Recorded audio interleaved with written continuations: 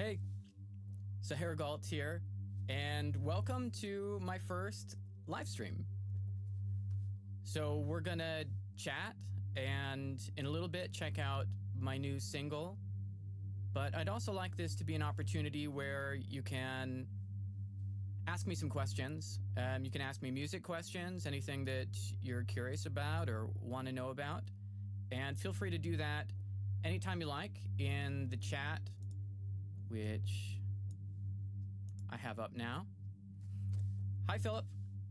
And in the meanwhile, while we're waiting for people to come, why don't we go around the room, as it were, and I'd love to hear where y'all are from.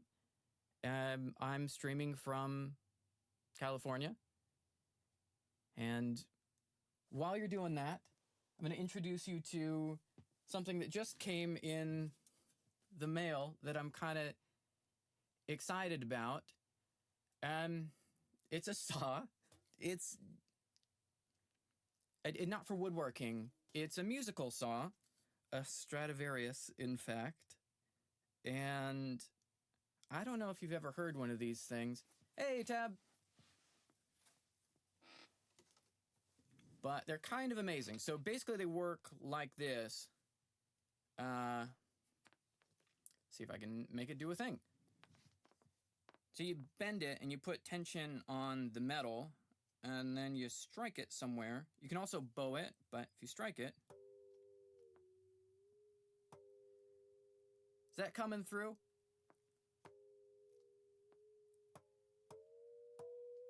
And basically how you bend it determines the pitch that you get. Oh, who do we got? Yep, Tab from Sydney. We got Geleos, Susanna, Code, Katie. Hi, everyone. It's wonderful to see you here. Thank you so much for coming to my first live stream. I'm really excited to chat with you all. And I said a moment ago, I don't know if y'all caught it, that, oh, well, Bulgaria, awesome. That if you have any questions while we're hanging out, feel free to post in the chat. There's no designated time for that. If there's anything you're curious about or you want to know about, I'm still holding a saw between my legs. Feel free to chime in and ask, and we'll talk about it. Softly, yes, okay. Sent to me music. Greetings. Yeah, softly indeed. I'm gonna have to spend some time with the musical saw to see what. I won't say that I've mastered the technique in the short time I've had it, but we'll see what comes out of it. I like to collect weird instruments and use them in my music. Sophia. Well, greetings from Saher. Very nice to meet you, Sophia. So, yeah, in a little bit, I'm going to share with you my latest single, and I'd love to talk a bit about how that was made and give you a little insight into what goes into making one of these things. And maybe in the meanwhile...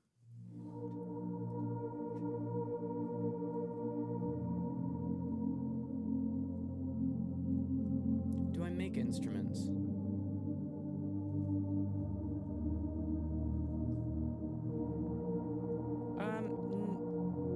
No, I don't. I don't make like full proper instruments. I find myself kind of modifying instruments or making use of them in strange ways is kind of mainly where I get involved. So you might have caught a couple of my videos to that effect, where I play the piano with marbles, or put a bunch of pens in the piano. And when I'm recording, I'll do all kinds of strange things. Play the violin with strange plectrums or metal things to get really abrasive and kind of scratchy sounds. I really like inventing sounds, but not really got around to making entire instruments yet. I think that's maybe another frontier that I'd like to dive into. Is that a French horn? It's my favorite instrument as well. Yeah, coffee indeed. Why did I pick the name Galtarius? That's a good question. I'm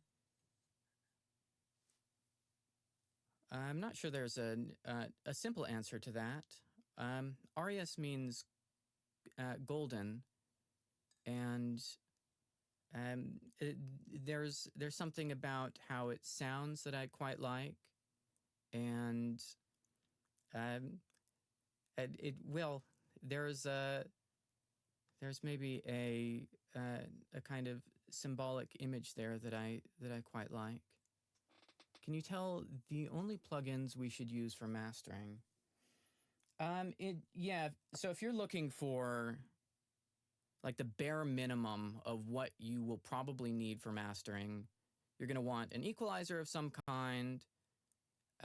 You'll want a compressor of some kind. You need something to do the brick wall limiting, and you're invariably going to do some amount of saturation to kind of thicken up the sound.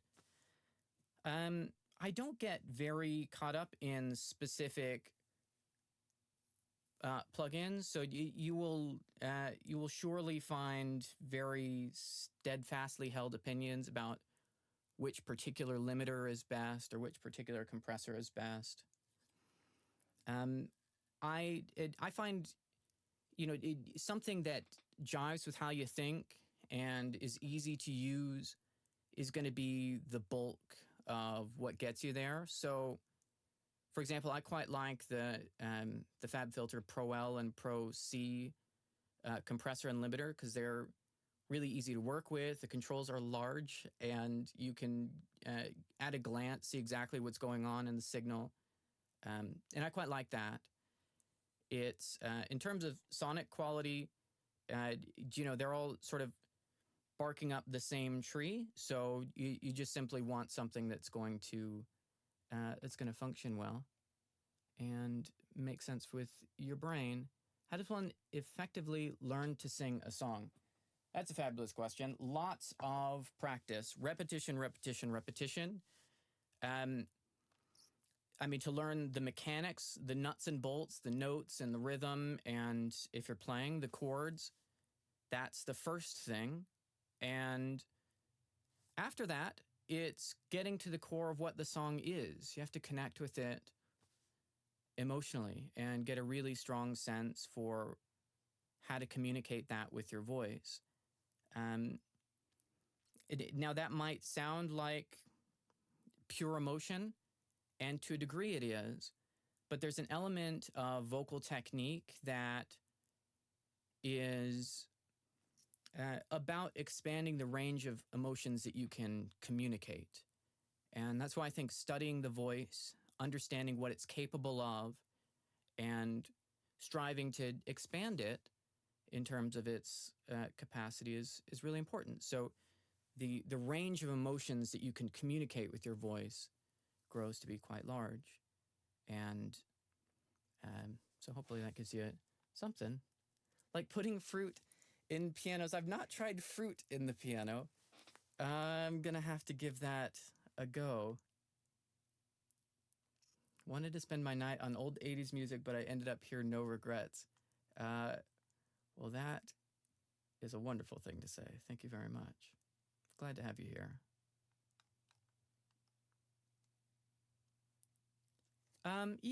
So we do, Philip, I'm saying we, there's only me here. And my partner, Susan, and I, playing Galt Arias, we do perform, and sometimes we play as an ensemble with a larger outfit with drummers and string players and so forth. And sometimes we play acoustically, just her and I. And we've been working up an acoustic show at the moment. She plays cello and guitar and sings. and I've been on the piano. So that's something that we'll look forward to sharing with you soon. Talent versus skill. Can you develop a sense of aesthetics by putting your 10,000 hours into it? Ooh. Yeah, it's a good question. So I'm a firm believer that everything gets better with time, practice, and attention. So that's really clear and understandable to us in relationship to, say, physical feats. So, like, you want to get better at a sport, you practice it a bunch, and your body will respond, and your nervous system, and everything will, your muscles will get stronger. You'll be better at the sport by playing it. But there's some things that we hold exempt from that process, like there's a special domain that isn't accessible the way that the body is. And I think things like inspiration and aesthetic sense and things like motivation. I think these, some people see these as intrinsic qualities that you either have them or you don't. And I don't believe that. I find that very often this happens. You sit down to, let's say, write. Day one, just nothing's coming into your brain. It's just a blank page.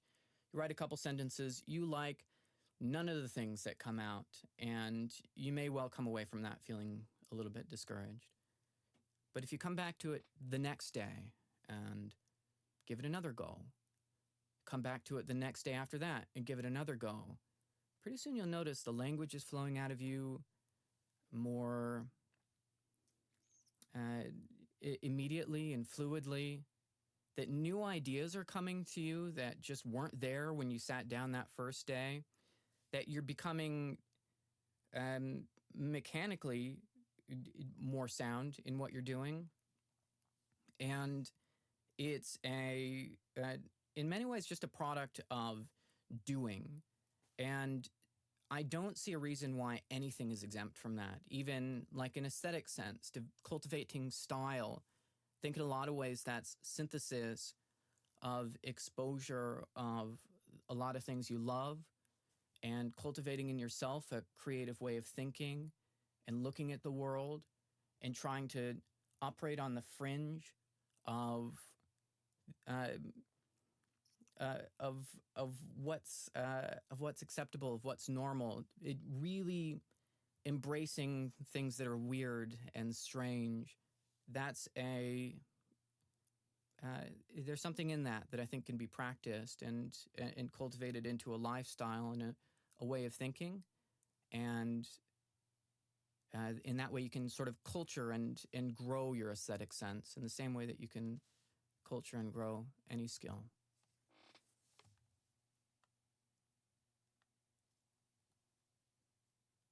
Okay, is it easy for you to stay motivated? Or does the feeling for creating music come in waves, if that makes sense? I have not had much trouble with motivation for making music. It's something that I've always been in love with. There's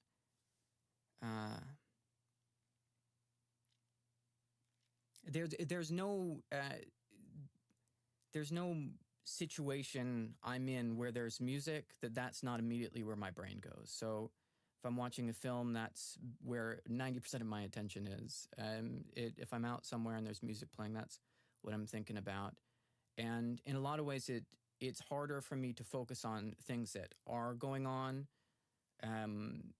than something in the background, if it happens to be the music. And so there's something about that just there's a magnetic pull there that it always seems to keep me engaged. Oh, I'm glad you agree. Motion generates heat. That's a perfect way to say that. Uh, I'm gonna have to borrow that phrase. That's perfect. Okay, let's see. Thank you for making harmonizing more understandable. Well, you're really welcome. I've always had a deep voice for a girl, and because of your videos, I'm learning how to get out of my comfort zone. That's wonderful. I mean, so a big part of why I teach is that experience. Like I said a moment ago, I love music. It's something that's a big part of my life, and if I can open that experience up to anyone else, then I I feel like I've done my good deed. Um, it's one of those things that it's a transcendent experience. I think music puts us in touch with a deeper, more meaningful plane of existing. There's something in the experience of music that speaks directly to the spirit of what it is to be a person. And uh, if we spent more time in that plane, I think we'd be looking at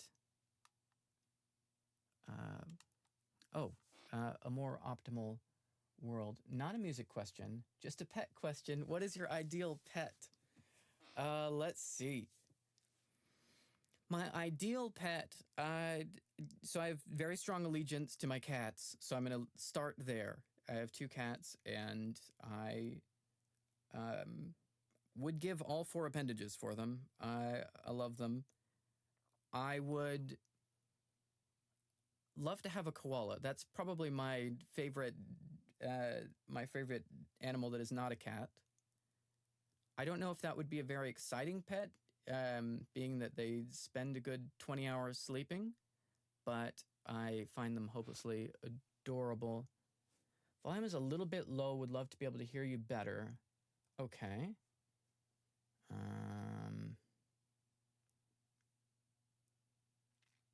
Not sure if I can fix that in this present moment. Let's see.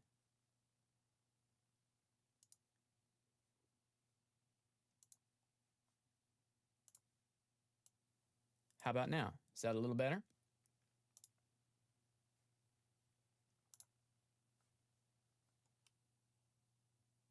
Hope so.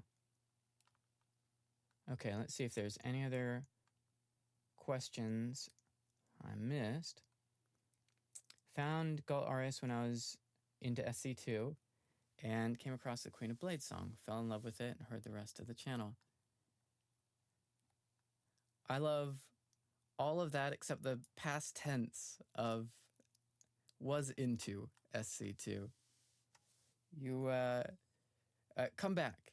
The Starcraft community is it seems to be dwindling a bit. Me and koalas would mix because they won't annoy you. Yeah, I think they'd make a wonderful companion, a little sidekick in the studio. Yeah, that'd be great. When you write your music, do you already have an idea of what the end product is going to be? Or are there paths that you take that surprise you in the final form? Yes, absolutely. We, so I often have a sort of broad picture of what I want the song to be, and it'll start with a kernel, either just a concept or a lyrical hook that I quite like, or something musical, an interesting progression or a compelling melody. And so it always starts with some concrete, compelling idea that makes me want to work on that and not something else. I don't find myself noodling often. Something comes to me, and then that drives it. But in the execution of the idea, there's invariably moments of pure magic that come from the immediacy of being in the moment and making the song that you just can't plan for. I think virtually everything I've ever done has a moment in it where I go, that was perfect. And it was just one of those moments of instantaneous inspiration that just you're pouring yourself into the music, and in that moment a very clear opportunity presents itself. And so it's both, is the less roundabout way of saying that. There's always a big plan. There's a kernel of an idea often driving the entire thing, and then there's little moments of magic that come from who knows where.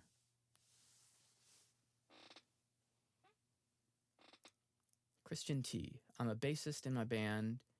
Just started to learn how it works, but I'm having trouble figuring how bass lines work. Cool question. Yeah. I definitely have a few ways that I think about it. And I play a bit of bass, but I hesitate to call myself a bassist. I definitely come at it from the composer's perspective when it comes to writing bass lines. And the way that I would think about it is from a few angles. You can think about it in terms of writing a melody who has waypoints that connect with the underlying chord progression that's occurring.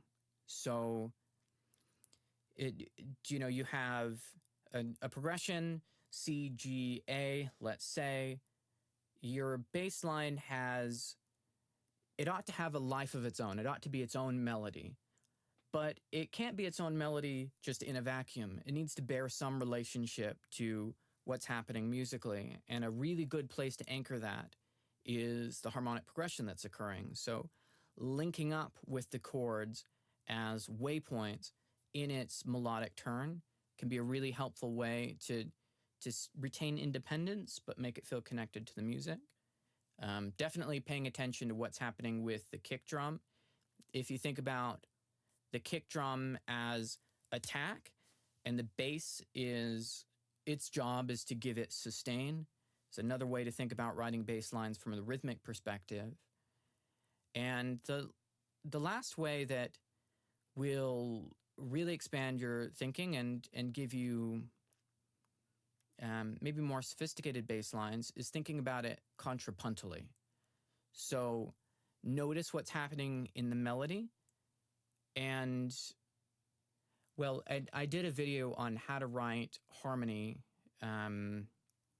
using counterpoint as the basis for that. I'd check out that video if you're rusty on counterpoint.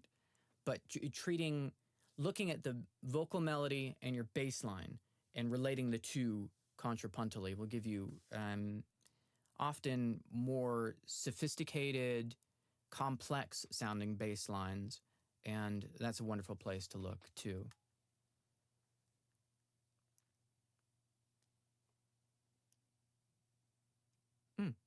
Writing music, and I like to understand the difference between a guitar line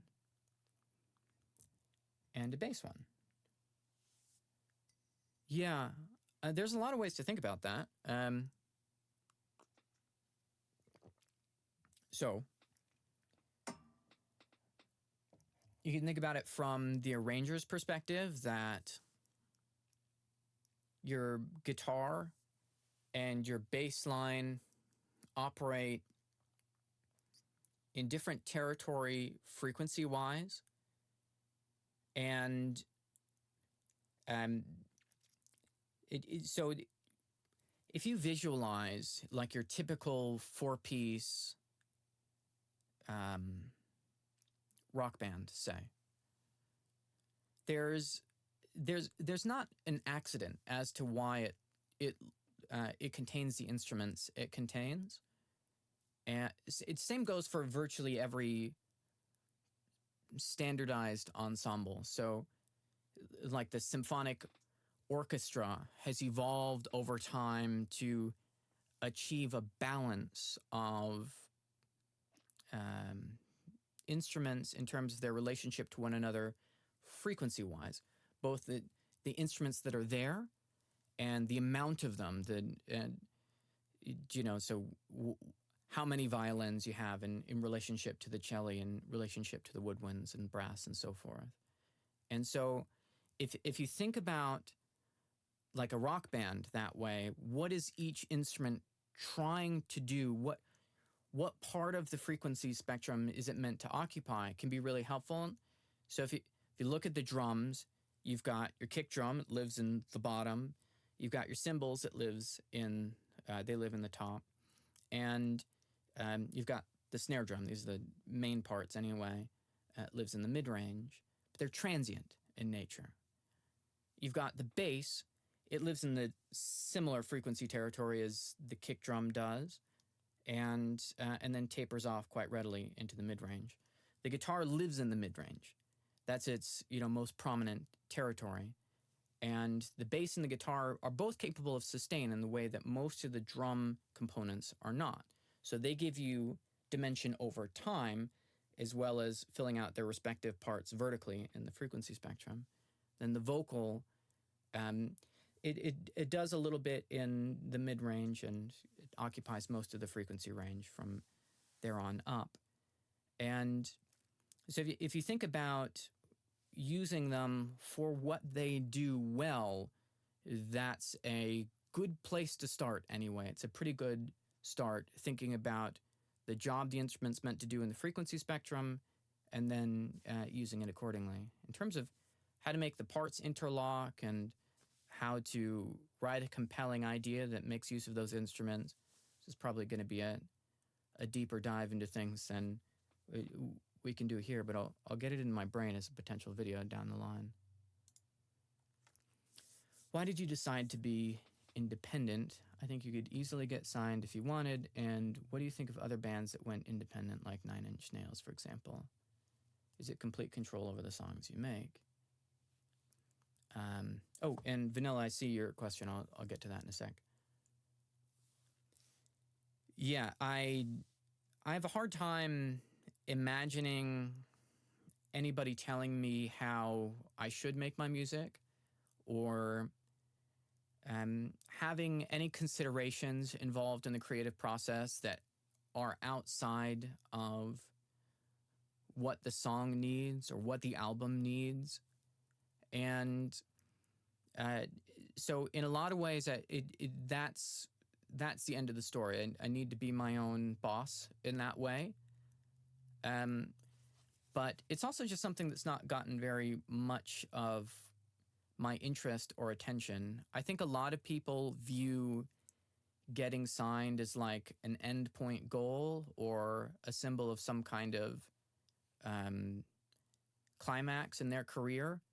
And for me, it just has, it holds no meaning to me. The end point goal is always creating my best work.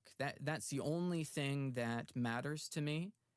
And then connecting with people who care about that work, and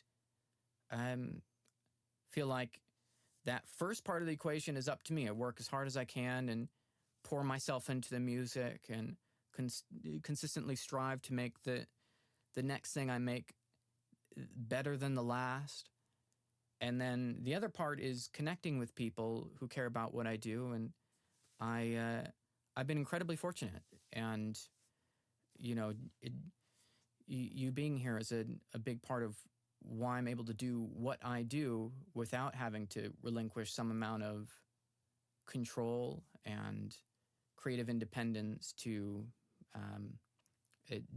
a label and marketing and the whole nine. Okay, back to Vanilla's question. Would you prefer to sing tenor, lead, baritone, or bass? Yeah, I'm a I'm a tenor vocally, and that's probably where I'd prefer to be. I like baritone parts too. I enjoy singing in that part of my range, and um, maybe first thing in the morning, I'd like to sing a bass part. Was Of War and Wisdom ever on YouTube? I don't think so. I don't think I ever put it on YouTube.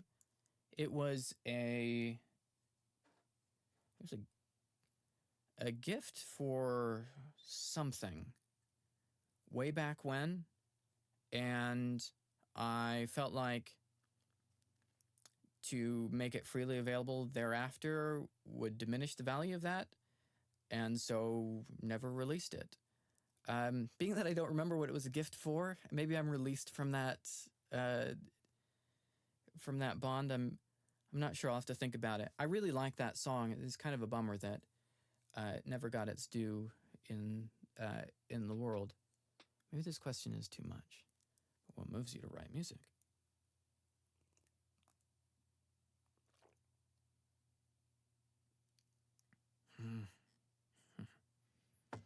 I really like your question. Let me read the whole thing, because I think in your question is most of the answer. Meaning, what moves you to write music? Meaning, do you think it's enough to merely create for entertaining self and others, fun, self-fulfillment, or is there something larger that art is a vessel for, where it becomes important what intent is behind the piece? Yeah. What moves me to write music? Music in and of itself, the abstraction that is just sound, that's to say, not a song with lyrics, is what moves me to write it is intangible. I remember hearing music when I was little, and it did something so powerful inside of me. It was unlike anything else I'd experienced. And I knew that I wanted to know how to make my own. I heard music and it moved me powerfully.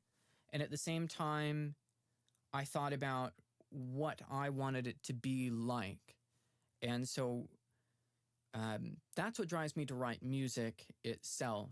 And I think I said a little bit ago about what music communicates to me as a human being, that it puts me in touch with a part of existence that nothing else comes close. There's a transcendence there. There's an emotional plane that just seems largely inaccessible by most other means. And so that's why I write music. Songs can contain lyrics, and lyrics can mean something not abstract or purely emotional, but they can mean something concrete and conceptual. And I also find that extremely interesting. I find it interesting in its own right. So language and what it can do, I think, is really powerful, and I find it fascinating, and I love to write. But the intersection between what music can do in accessing an emotional plane with language, which can represent conceptual and concrete things, is where those two things meet. It is such an interesting place, rich with possibilities, that I think you can do. What art is, that it opens your mind up to new ideas, that it makes you consider something that you wouldn't have considered, that it motivates social change in a positive way. These are all reasons why I like writing songs. And no, I don't think your question was too much. I think it's an amazing question that I really like. I think about that a lot. What is the rightful purpose of art? and try to work accordingly so my time goes to its most worthwhile effect. What do you like to do when you're not doing music? It's a good question. I'm doing music most of the time. I like to work out, so I think exercise is important. It also makes me feel good, and I think it makes me my most functional. So I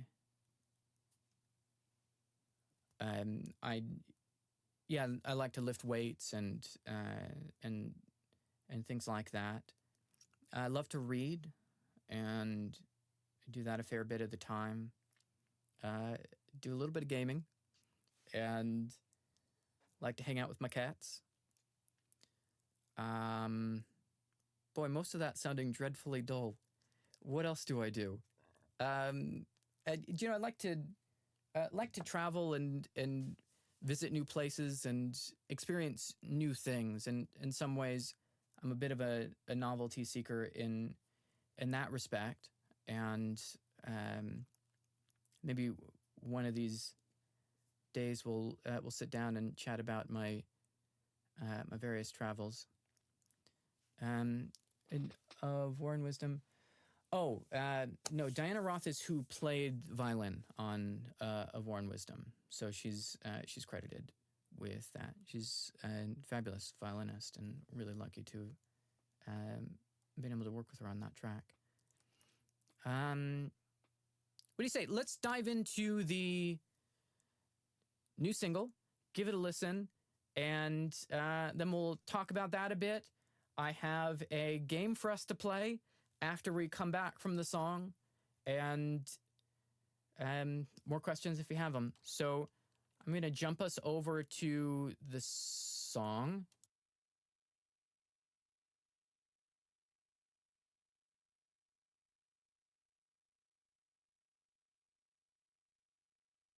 Right, so I'm new to streaming. I'm going to jump us over to the song. Let's see if this works.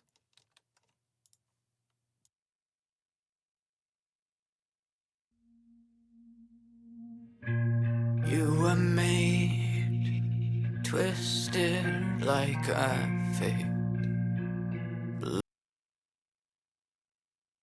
Leaves carved out your name. Is the trade, sunlight on your face. The exchange, a friendship I sank. You were safe, you were safe. I will follow a ghost that I once knew. You were lost in the swarm, I just saw you. I had no choice, I had no choice. I've wanted you for so long, so I will follow you into the void, into the void.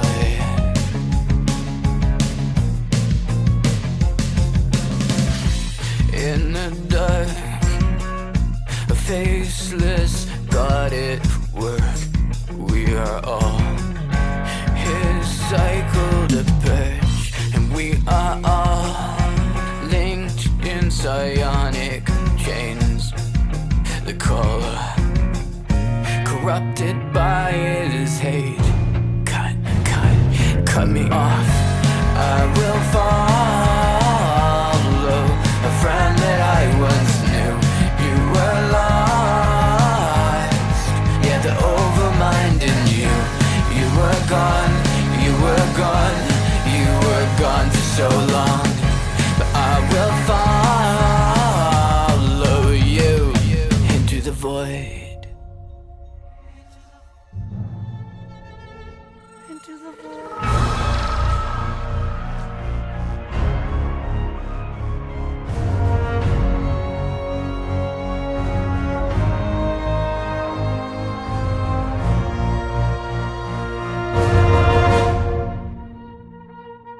Of essence, purity of form, of essence, you will be reborn. I will fly. I once knew. You were lost in the swarm, I just saw you. I hear your voice, I hear your voice. Are you ready, cowboy? I will follow you into the void. Into the void. You were lost, and I will follow you into the void. I will follow you into the void, into the void, into the void, into the void, into the void.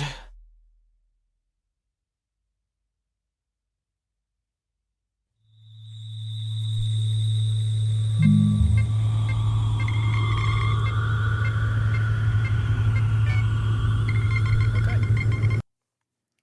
Let me get this chat back up.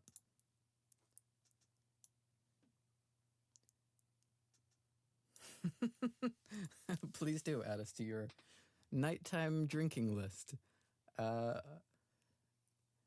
Inch Nails and Coheed and Cambria will be in wonderful company. Okay, so I want to play a game with you guys, and this is the first time I've ever played this game. So we'll see how it goes. Oh yeah, let's do it. Feel free to chat a bit about the song and video. How is the video made? That's all from the gameplay of Starcraft 2. So that's a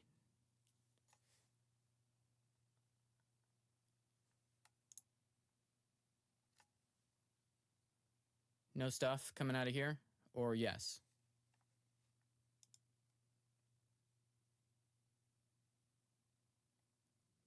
Are we not? You can't hear me?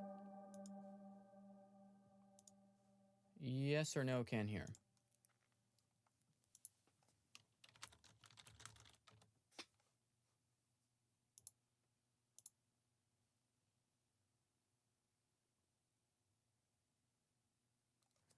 Okay. Yeah, we lost audio for a sec, but now we're back. Yeah. Okay. So I could hear all the time. Right. It's good. The videos, it comes from the cutscenes of StarCraft 2, which that was a 3-song trilogy, starting with the Queen of Blades, then the Swarm, and then finally Into the Void. That's based off of each of the 3 StarCraft games in the series, and it all started. We entered the Blizzard Original Song Contest in all the way back in 2010, and we, I'm happy to say, won it. And it just the response to it was colossal, and so we definitely wanted to follow it up and kind of continue this story. I really enjoy the concept behind StarCraft. I've played that game since I was a kid, and so it's just kind of in my blood a little bit. So I had to see the song series through, and they did not disappoint with where the story goes, and I was really happy to be able to conclude it.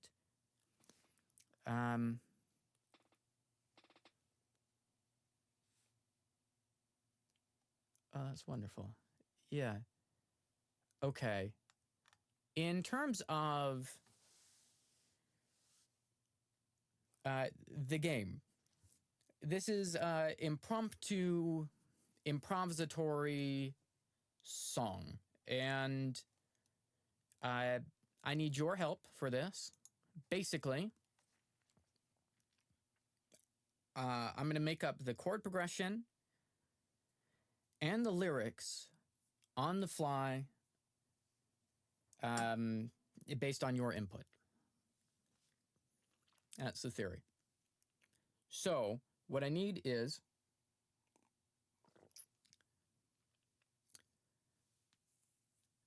different. How are we going to do this? Yeah. Okay. So I need 3 letters. That's what we're gonna do for the chord progression. So I need 3 letters. Feel free to enter them at will.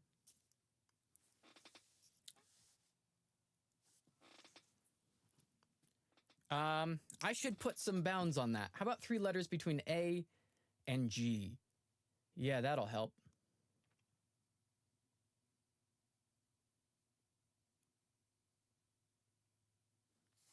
Hi, Eddie. We're about to play a game.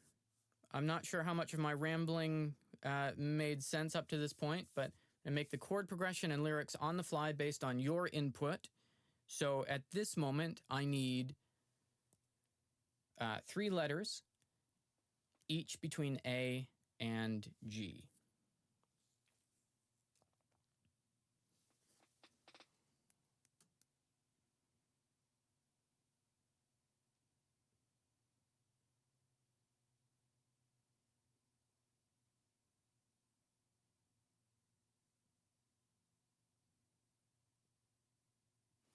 Okay.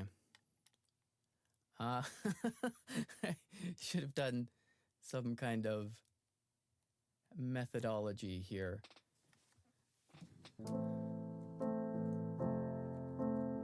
AFG sounds great.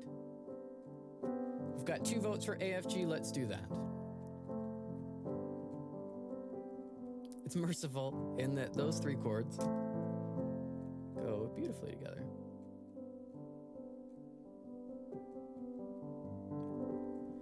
Okay. Yeah, I see a couple questions coming in. We will get to that just after we do this improvisatory song made up based on your input. Okay, so I've got the chords A, F, G. Awesome. Now I need a person, a place, and a thing. Person, place, and thing. Person. Famous person, optimally, so we all know who it is. A place, and then a thing. Points for weird things, abstract things, hard to use things, hard to place things.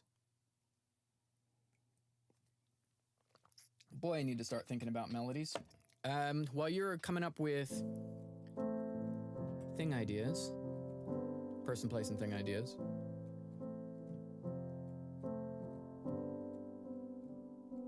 I'm going to be working on melodies in my brain for this chord progression which you've given me.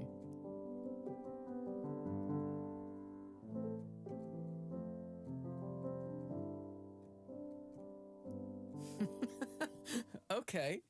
Sunshine, that's a thing. Great. Real places / people. Sure. Yeah, definitely. Let's do real places, real people.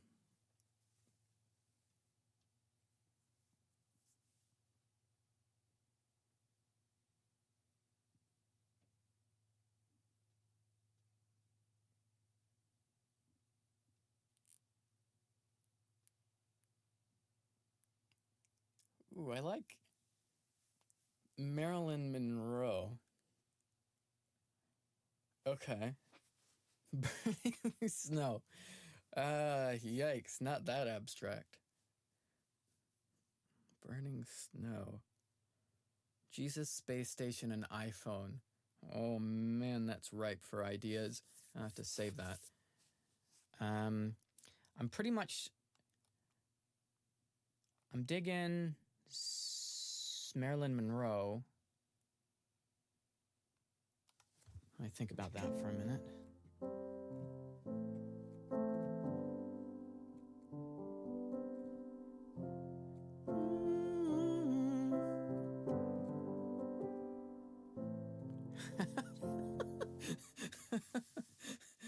half a couch. Okay. I got plenty of things in here. London. Okay.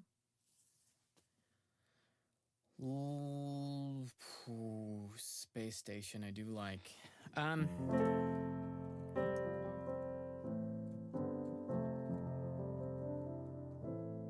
Here's an important question. Do we have the piano coming through, or am I just moving my fingers?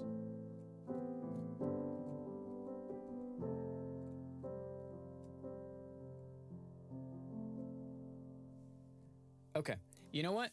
I'm gonna start with London.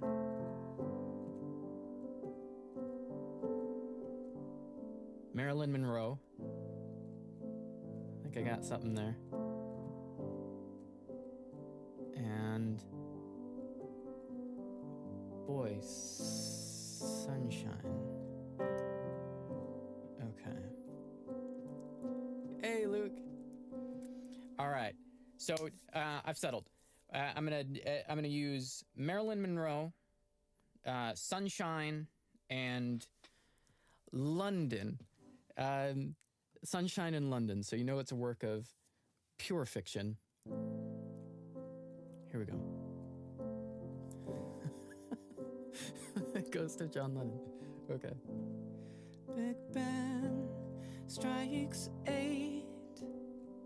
Big Ben is in London?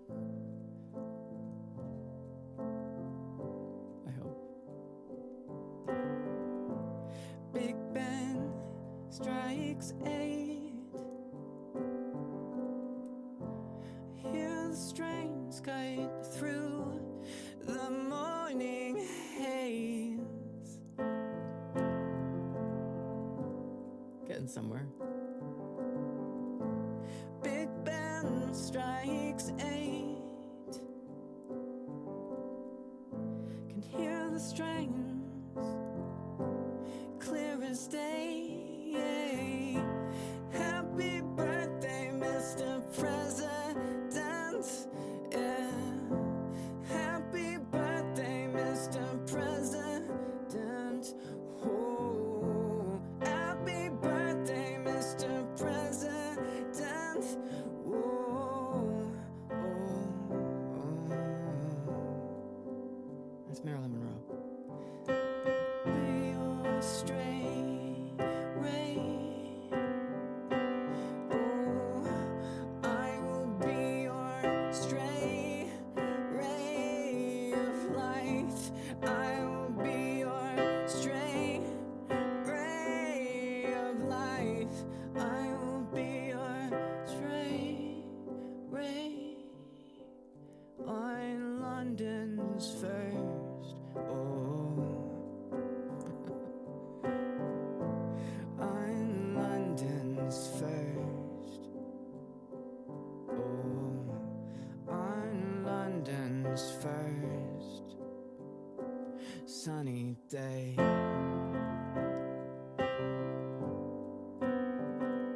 Sunny day.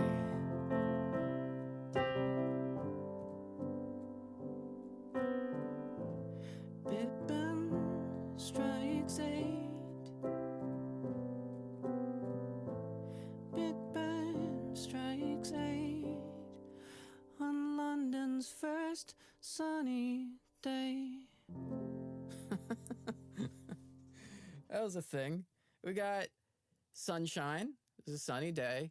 We got London, Big Ben, and Marilyn Monroe. Happy birthday, Mr. President. That was fun. My brain is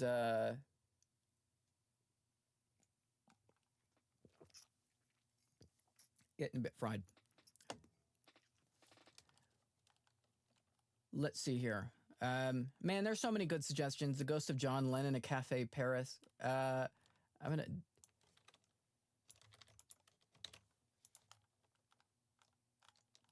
bring some of those guys in there. Okay, so I found your channels 2 hours ago. Oh, you're a new viewer. Hi, Eddie. Thanks for stopping by. I've been looking through some of the videos of yours. Of course, it takes a lot to be a good singer, but do you have any tips for a 16-year-old teenager? Presumably, you mean to become a good. Neil Young just stole it.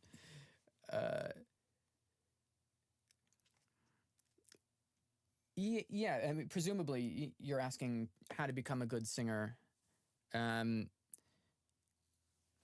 Practice. It absolutely takes practice. You got to work at it. The absolute simplest advice I can give you is practice every day. The slightly more elaborated version of that is practice every day with good materials that stretch you, that push you. And if you can manage, find somebody knowledgeable, invested in your success to help you along the way. And I have been fortunate to have some really amazing instructors in my life that, I still remember the things that they taught me and moved me forward in a really big way. And the power of a good instructor is not to be overlooked. So it comes down to working hard. You want to work smart and in the direction that you want to go. So hopefully that gives you some amount of insight. Christian T, thanks for dropping by. It's wonderful to see you here. And, I'm going to let's do one more question. And I'm going to, let's see if we got anything else in here that I missed. Okay, Ibanez Guitars.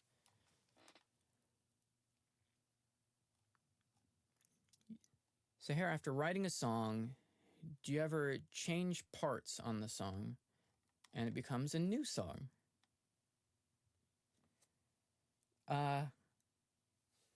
Yes, absolutely. So this happens a lot of ways for me. Sometimes I will have just a part of a song that I really like, that's really compelling. I'll try my hand at writing a verse, and it's just not doing it. It's a letdown. Doesn't feel like it lives up to the idea that I like. And your job in that moment is not to settle. And so to start this off in a kind of concrete place, my very first video on YouTube was my experience doing this. So I was hashing out a version of what was to become the Armada, and I really liked the chorus. Verses, were question marks to me. I was kind of making it up as I went along. And if you watch that original video, to this day, I don't know what I sang in the verses. The lyrics are just not even clear to me. I don't even know what I sang. But the chorus stuck with me. I knew that was a good idea. I knew that was compelling. So when it came time to write Citadels, the album, I had that idea still in my brain. I knew it was something that I wanted to see through. And so I came back to it and wrote it virtually every other section. So it got brand new verses, it got a bridge, and it resembles the original version only insofar as its choruses, and everything else became new. So I've had that happen. I've had songs where I write sections that I quite like, but they just aren't working as well together as I would want, and so they just get farmed out to become new songs. So yeah, totally, that happens all the time. And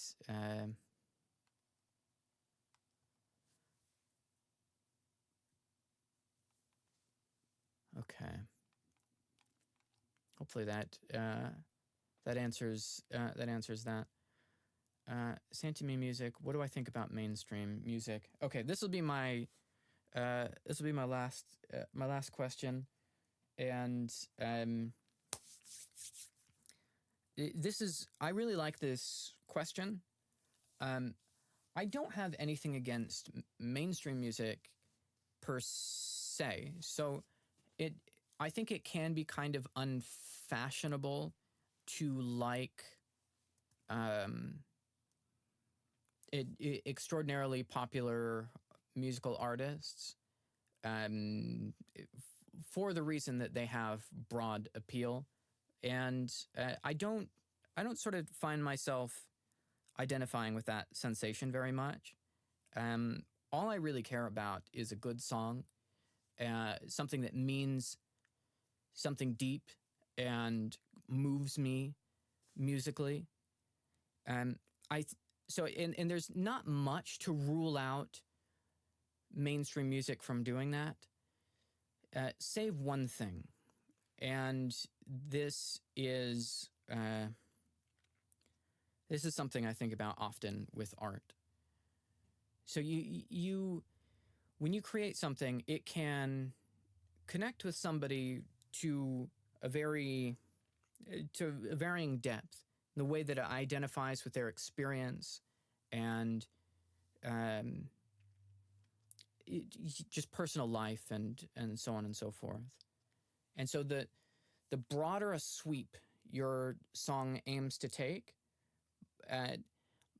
in some ways means it's inversely proportional with how deeply it can resonate with an individual. I don't think that's always true, but I think it can be true.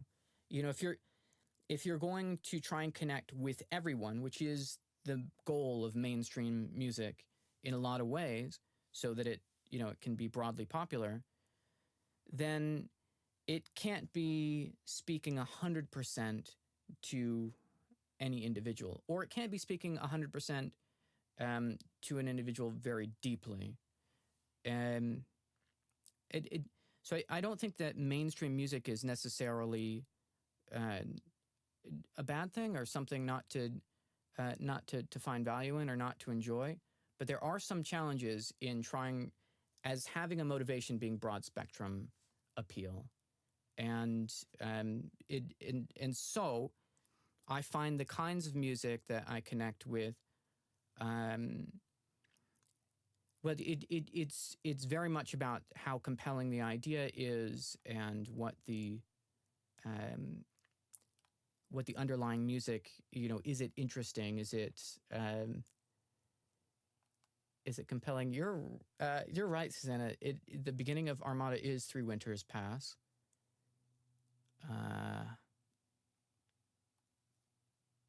HK, wow, well done on your first live stream, and an incredible donation. That is so kind of you. Thank you very much, and I loved having you here. It was a really this is a new thing for me, but it's something I really enjoyed, and I think I'll do it again. We'll have to play another game, and maybe I'll share some more of my strange findings, various instruments that I find myself surrounded with. Jacob said, just ask, where are you from? I'm from California at the moment. Okay, everyone, I had an absolutely brilliant time. I'm thinking about doing this on a regular basis. If you'd like me to do that, let me know in chat and comments. Keep in touch. Thank you again for coming, and I will see you next time.